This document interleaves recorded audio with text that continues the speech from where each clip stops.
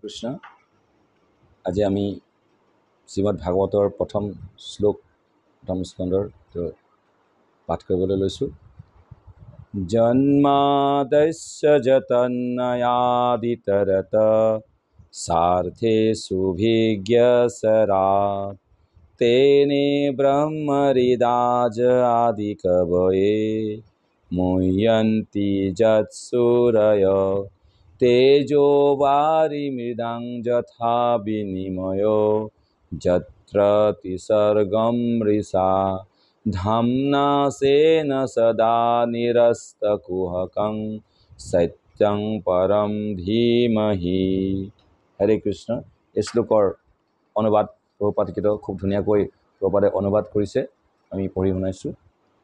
হে সৰ্বব্যাপী পৰম পুৰুষ পৰমেশ্বৰ বসুদেৱ পুত্ৰ ভগৱান শ্ৰীকৃষ্ণ, মই পৰম ভক্তিভাৱেৰে আপোনালৈ প্ৰণাম জনাইছোঁ। মই ভগৱান শ্ৰীকৃষ্ণৰ ধ্যান কৰোঁ, কিয়নো তেওঁৱেই হৈছে পৰিদৃশ্যমান বিশ্বব্ৰহ্মাণ্ডসমূহৰ সৃষ্টি স্থিতি আৰু প্ৰলয়ৰ সকলো কাৰণৰে পৰম কাৰণ, পৰম সত্য।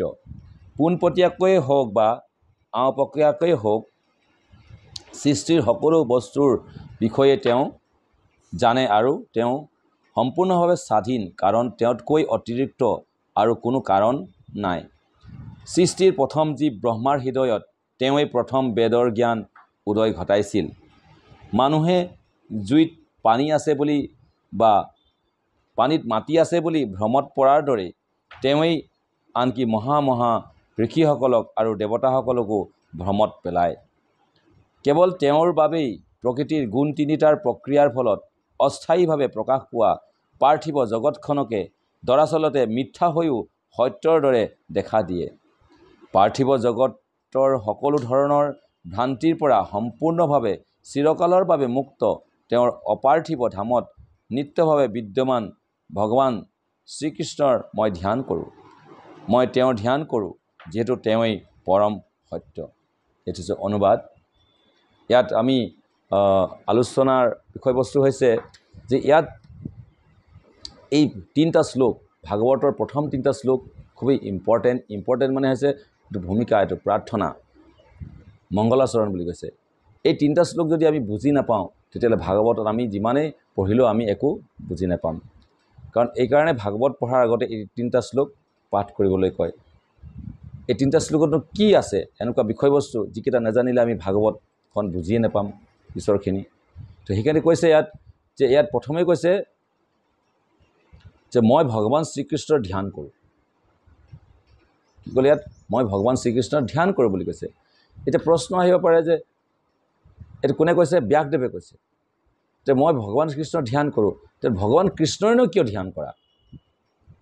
তো ভগৱানটোৰ অন্যান্য অৱতাৰবিলাকো আছে। নৃসিংহদেৱ আছে, বামন আছে, মৎস্য কুৰ্ম বৰাহ নৰসিংহ বামন পৰশুৰাম, বিভিন্ন অৱতাৰ আছে, ৰাম কৃষ্ণ ইত্যাদি আছে। কিন্তু সেইবিলাকৰনো কিয় ব্যাসদেৱে ধ্যান কৰা নাই? তেওঁলোক কি ভগৱান নহয় নেকি তেতিয়াহ'লে? এনেকুৱা ধৰণৰ বহু প্ৰশ্ন ইয়াত উপস্থাপিত হ'ব পাৰে। সেইকাৰণে তেওঁনো কিয় কৃষ্ণকেই ধ্যান কৰিলে? সেই কথাটোৰ উত্তৰ তেওঁৱে নিজে দিছে। কি দিছে চাই লওঁচোন। আমিওনো কিয় কৃষ্ণৰে ধ্যান কৰিব লাগে? তেওঁ ব্যাসদেৱ হৈছে আমাৰ গুৰু, আদিগুৰু মানে পৰম্পৰাত তেওঁ হৈছে গুৰু। তেওঁ বৈদিক শাস্ত্ৰবিলাক সংকলন কৰিছে। সেইকাৰণে তেওঁকেই আমি গুৰু পূৰ্ণিমা পাতোঁ, কিয়নো ব্যাসদেৱেই হৈছে আমাৰ গুৰু। সেইকাৰণে তেওঁৰ উদ্দেশ্যে ব্যাস পূৰ্ণিমা হয়।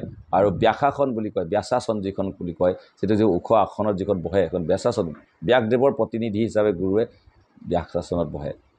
তো তেওঁ সেই ব্যাসদেৱে কি কৈছে? মই কৃষ্ণৰ ধ্যান কৰোঁ। তাৰমানে তেওঁ কৈছে, আমাকো কৈছে তেওঁ য'ত আচৰিতী শ্ৰেষ্ঠ ব্যক্তিয়ে যেনেকৈ আচৰণ কৰে, তেওঁ আমাক শিক্ষা দিছে তেওঁ আচৰণ কৰি, যে তুমি কৃষ্ণৰ ধ্যান কৰিবা।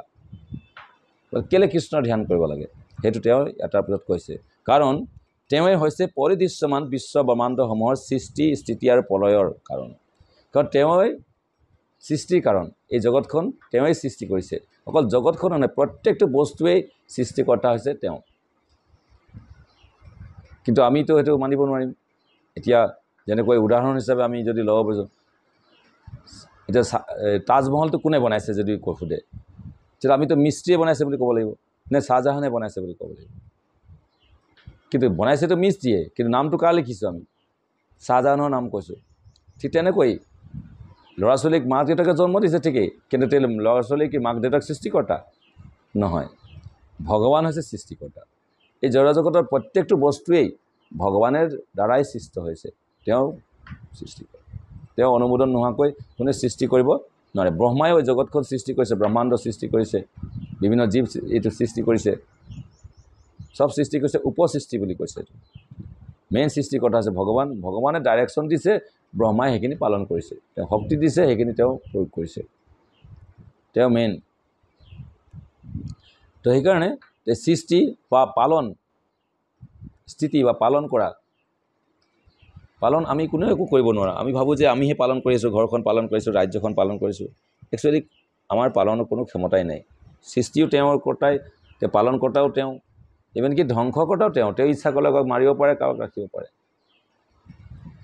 তেওঁৰ কণ্ট্ৰলত আছে সেইকাৰণে তেওঁৰ সৃষ্টিকৰ্তা তেওঁ পালন কৰা তেওঁৱে ধ্বংসকৰ্তা আমি নামমাত্ৰ কেতিয়াবা গীতাত সেইকাৰণে কৈছে যে আমি কেতিয়াবা অহংকাৰী হৈ পিনে তেনেকৈ ভাবোঁ কৰ্তা আহমিতি মন্যতে নিজকে কৰ্তা বুলি মইহে সংসাৰখন চলাই আছোঁ মই নহ'লে তহঁতি মৰি যাবি যেনেকৈ ক্লাছ 4ত আমি পঢ়িছিলোঁ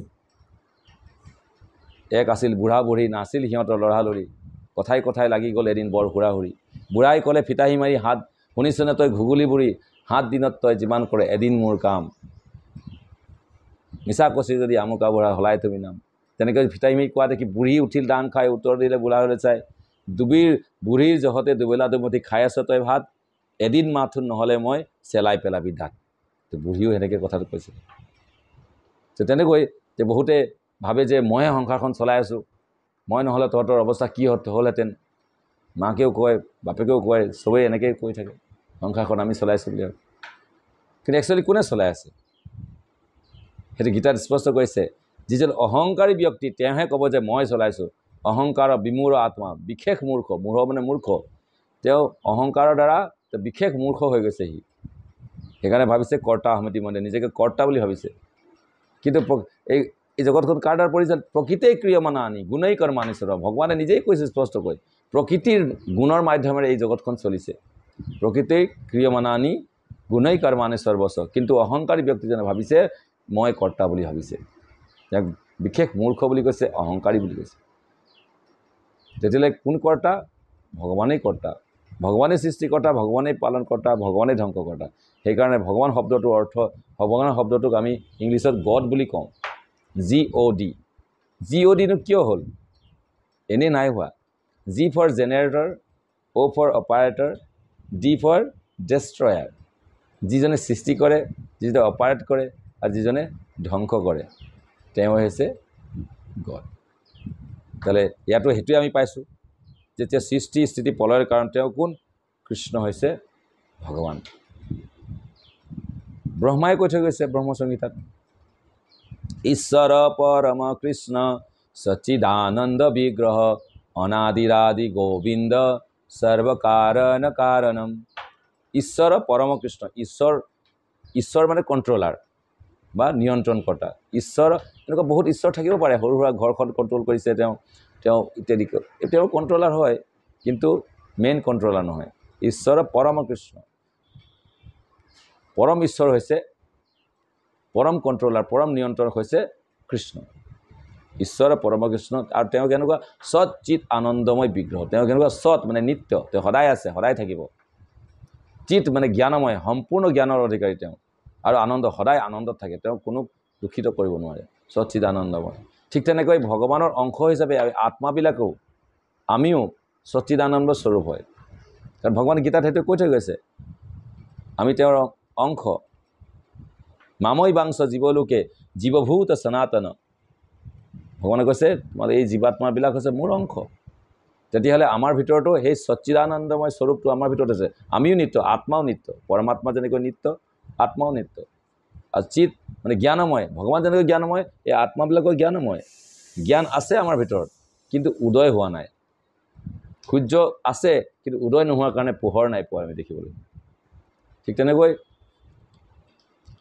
ব্ৰহ্মাৰ হৃদয়তো জ্ঞান আছিলে কিন্তু ভগৱানে তেওঁক জ্ঞানখিনি উদয় কৰিলে ব্ৰহ্ম হৃদাজ আদি কবয়ে ব্ৰহ্মাৰ হৃদয়ত সেই জ্ঞানখিনি উদয় ঘটাইছিলে ভগৱানে কিন্তু আমাৰ ভিতৰত আছে জ্ঞান আছে কিন্তু আমি উদয় ঘটাব পৰা নাই বা আমি নিজে উদয় ঘটাব নোৱাৰোঁ কোনে উদয় ঘটাব পাৰে দিব্য জ্ঞান হৃদয়ে প্ৰকাশিত গুৰুহে পায় একমাত্ৰ গুৰুৱে আমাৰ হৃদয়ত যে ইন্ধনখিনি আছে লাইটাৰটো তেওঁৰ ওচৰত আছে মমডাল আছে জুই চলাটো তেওঁৰ ওচৰত আছে গুৰু বা কৃষ্ণহে আহি আমাৰ হৃদয়ৰ পৰা হৃদয়ত সেইখিনি জ্ঞানৰ প্ৰকাশ কৰিব পাৰে যেনেকৈ চাকি জ্বলাই দিব পাৰে যেনেকৈ আমি গাইছোঁ গুৰুক কৈছোঁ অজ্ঞান তিমিৰান্ধস্য জ্ঞানাঞ্জন শলাকয়া চক্ষুৰ উন্মিলিতং যেন তস্मै শ্ৰী গুৰুবে নমঃ সেইজনে মোৰ গুৰু যিজনে মোৰ চাকি গছ জ্বলাই থৈ গ'ল চকুটা খুলি দিলে জ্ঞানৰ পোহৰ দিলে অসতো মা সৎগময় তমসো মা জ্যোতিৰ্গময় মৃত্যু মা অমৃতংগময় এই জ্ঞানখিনি যিজনে মোক দিছে তেওঁৱে মোক গুৰু সেইকাৰণে তো এইখিনি আমি জানিব লাগিব যে তেওঁৱেই সৃষ্টি তেওঁৱেই পালক তেওঁৱেই প্ৰলয়ৰ কাৰণ তেওঁ সকলো তো সেইখিনি কথা ইয়াত দিছে সেইকাৰণে তেওঁক আৰু কি তেওঁৰ পৰম সত্য তেওঁৱে পৰম সত্য তাতকৈ আৰু সত্য নাই সেইকাৰণে আমি ভগৱান শ্ৰীকৃষ্ণৰ আৰাধনা কৰিব লাগে কাৰণ তেওঁতকৈ ওপৰত আৰু কোনো নাই সেইটোৱে গুৰুসকলে সেইটোৱে কথা কৈ বাৰে বাৰে কৈছে যে ঈশ্বৰ পৰমকৃষ্ণ সচ্চিদানন্দ বিগ্ৰহ অনাদিৰ আদি গোবিন্দ অনাদিৰ আদি গোবিন্দ অনাদিৰো আদি তেওঁতকৈ আদি আৰু কোনো নাই তেওঁতকৈ ওপৰত আৰু কোনো নাই তো ইফালে তেওঁৰ পৰাই ষ্টাৰ্ট চব সেই ভগৱান কৃষ্ণৰ পৰাই ষ্টাৰ্ট কৃষ্ণ ভগৱান অকলে আছিলে প্ৰথম তাহাঁতৰ ইচ্ছা হ'ল ৰমণ কৰিবৰ কাৰণে তেতিয়া ৰাধাৰণী বাওঁফালৰ পৰা ৰাধাৰণীক সৃষ্টি কৰি থাকে ৰাধাৰণী সদায় বাওঁফালে থিয় হৈ থাকে আৰু ৰাধাৰণীৰ লগত তেওঁ যে এতিয়া লীলা কৰিব এতিয়া কোনোবাই সহায়ক লাগিব এজন তেওঁৰ লগে লগে ইচ্ছা হ'ল তেতিয়া বলৰাম সৃষ্টি হ'ল ৰাইট ছাইডৰ পৰা সোঁ হ'লে সেইকাৰণে বলৰাম সোঁ ছাইডত থাকে এই দুজন প্ৰথম ভগৱান কৃষ্ণ ৰাধাৰণী তাৰপিছত বলৰাম তাৰপিছত যিমান অৱতাৰ আছে চব তাৰ পৰাই আহি থাকে বুলি শাস্ত্ৰত উল্লেখ আছে তো সেইকাৰণে অনাদিৰ আদি গোবিন্দ তেওঁ আদি গোবিন্দম আদি পুৰুষম তমহং ভজামি ব্ৰহ্মাই কৈছে অনাদিৰ আদি গোবিন্দ সৰ্বকাৰণ পৰম কাৰণ সৰ্বকাৰণ কাৰণ যি ঘটনা এই জগতত নঘটক লাগিলে তাৰ কাৰণ হৈছে ভগৱানৰ ইচ্ছাতে সব চলি আছে ভগৱানৰ ইচ্ছাতে আমি যিখিনি দেখিছোঁ সব ভগৱানৰ ইচ্ছাতে হৈছে অৰ্জুনকো সেই বিশ্বৰূপত দেখুৱাই দিলে যে চোৱা মোৰ ইচ্ছাতে এইবিলাক সব হৈ আছে বিশ্বৰূপ যেতিয়া দেখিলে তেতিয়া তাৰ কোনো সমস্যা হোৱা নাই এটা ইজি সব ক্লিয়াৰ হৈ গৈছে সেইখিনি দেখিয়ে অৰ্জুনে কৈছে নষ্ট মোহ স্মৃতি লব্ধা তৎপ্ৰসাদ আত্ময়া উচিত স্থিতস্মি গত সন্দেহ কৰিছে বচনং তব যেতিয়া ভগৱানৰ বিষয়ে তেওঁ জানি গ'ল ভালকৈ বুজি পালে সকলো মায়া দূৰ হৈ গ'ল যেতিয়া ভগৱানৰ মায়া শক্তিক অতিক্ৰম কৰা খুব কঠিন গীতাত ভগৱানে কৈছে দৈৱী হেঁচা গুণময়ী মম মায়া দূৰত্বয়া মোৰ মায়া শক্তিক তোমালোকে অতিক্ৰম কৰিব নোৱাৰিবা ইমান সহজে খুব দূৰত্বক্ৰমা কিন্তু এটা উপায় আছে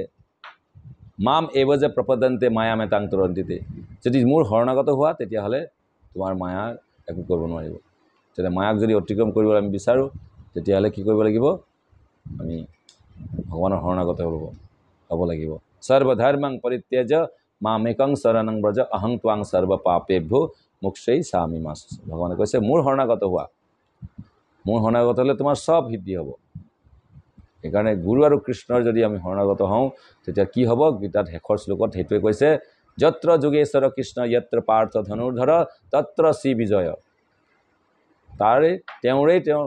তেওঁৰ কি হ'ব তেওঁৰ শ্ৰী হ'ব শ্ৰী অৰ্থাৎ লক্ষী দেৱী অৰ্থাৎ অৰ্থ সম্পদৰ গৰাকী হ'ব আৰু বিজয় মানে সাফল্য তেওঁ সফল হ'ব যিকোনো কামতে সফল হ'ব যদি গুৰু কৃষ্ণ তেওঁৰ লগত থাকে গুৰু কৃষ্ণৰ যদি আশীৰ্বাদ থাকে তেতিয়াহ'লে তেওঁ সফল হ'ব চব কামত তো সেইকাৰণে ইয়াত আমি গম পাইছোঁ যে মই শ্ৰীকৃষ্ণক কিয় ধ্যান কৰোঁ বা আমি কিয় শ্ৰীকৃষ্ণ ধ্যান কৰিম শ্ৰীকৃষ্ণৰ কথা কিয় ভাবিম শ্ৰীকৃষ্ণ ধ্যান বুলি ক'লে কি ভগৱানৰ কৃষ্ণ লীলা ভগৱানৰ কৃষ্ণ গুণ ভগৱানৰ ৰূপ ইত্যাদি ধ্যানৰ কথা ইয়াত কোৱা হৈছে মই যিকোনো কাম কৰিছোঁ সেই কামখিনি যদি ভগৱানৰ উদ্দেশ্যে কৰোঁ সেইটোও হৈছে ধ্যান ভগৱানৰে ধ্যান সেইকাৰণে আমি যিকোনো প্ৰকাৰে ভগৱানৰ ধ্যান কৰিব পাৰোঁ কৰ্মখিনি ভগৱানক অৰ্পণ কৰি সেই কৰ্মটোক যদি কৰোঁ তেতিয়াহ'লে আমি শ্ৰীকৃষ্ণৰে ধ্যান কৰা বুজাইছোঁ সেইকাৰণে শ্ৰীকৃষ্ণৰ আমি ধ্যান কৰোঁ কিয়নো এই জগতখন যিখিনি দেখিছোঁ আমি পৰিদৃশ্যমান চব তেওঁৰ সৃষ্টিকৰ্তা তেওঁৰ পালনকৰ্তা তেওঁৰ ধাৰণকৰ্তা এইটো জানো বুজি পাইছোঁ সেইকাৰণে আৰু তেওঁৰে সত্য আছে আৰু একো বস্তু নাথাকেগৈ অন্তিমত একো বস্তু নাথাকে তেওঁৱে থাকিবগৈ বাকী চব আত্মা আৰু পৰমাত্মাই নিত্য, বাকী চব অনিত্য। সেইকাৰণে আমাৰ হৃদয়ত থকা ভগৱত ভক্তিটো জাগৰিত কৰিবৰ কাৰণে গুৰু দৰকাৰ। গুৰুৰ কৃপাত আমি এই হৃদয় দিব্যজ্ঞানখিনি নিত্য সিদ্ধ কৃষ্ণ প্ৰেম সাধ্য কব নয়, শ্ৰৱণাতি শুদ্ধ চিত্তে কৰ হয় উদয়। গুৰুৰ ওচৰত যদি আমি বাৰে বাৰে শুনি থাকোঁ এই বিষয়বিলাকত, তেতিয়া ভগৱানৰ প্ৰতি আমাৰ স্বাভাৱিক যে প্ৰেম সুপ্ত অৱস্থাত আছে, জ্ঞানখিনি যে সুপ্ত অৱস্থাত আছে, সেইখিনি জাগৰিত হ'ব। সেইকাৰণে আমি ভগৱানৰ ওচৰত প্ৰাৰ্থনা কৰিব লাগে, কাৰণ ভগৱানৰ কৃপাত আমি গুৰু পাম আৰু গুৰুৰ কৃপাতে আমি ভগৱান পাম। হৰে কৃষ্ণ। আজিলৈ ইমানতে ৰাখিছোঁ। হৰে কৃষ্ণ। জয় গ্ৰন্থৰাজ শ্ৰীমদ ভাগৱত মহাপুৰাণ কি জয়। জগতগুৰু শ্ৰীল প্ৰভুপাদ কি জয়। নিতাই গৌৰ প্ৰেমানন্দে। হৰি হৰি বল। হৰে কৃষ্ণ।